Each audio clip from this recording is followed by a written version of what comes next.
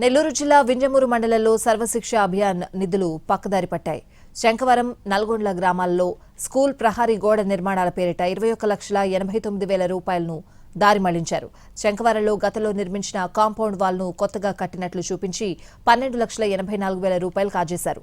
నల్గొండ్లలో అసలు ప్రహారీ నిర్మించకుండానే 9,04,000 రూపాయలు కొట్టేశారు.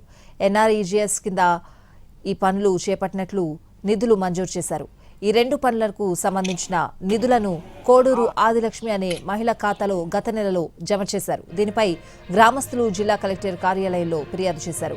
అక్రమాలకు పాల్పడిన కాంట్రాక్టర్లు, వారికి సహకరించిన అధికారులపై చర్యలు తీసుకోవాలంటూ గ్రామస్తులు డిమాండ్ చేస్తున్నారు.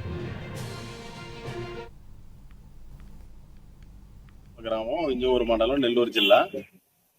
గ్రామంలో పాఠశాలలో 2022లో సర్వశిక్షణ అభియాన్ కింద 9,04,000 వర్క్, కాంపౌండ్ వాళ్ళకు వర్క్ చేసినట్టుగా డబ్బులు వచ్చేసి డ్రా చేస్తున్నారు. రీసెంట్గా పోయిన నెలలోనే డ్రా చేస్తున్నారు.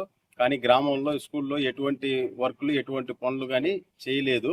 శంకవరం గ్రామం, వింజమూరు మండలం, నాడు నేడు కింద 2020-2021 ప్రహరీ గోడ నిర్మాణానికి 4,20,000 గ్రాంట్ మంజూరైంది.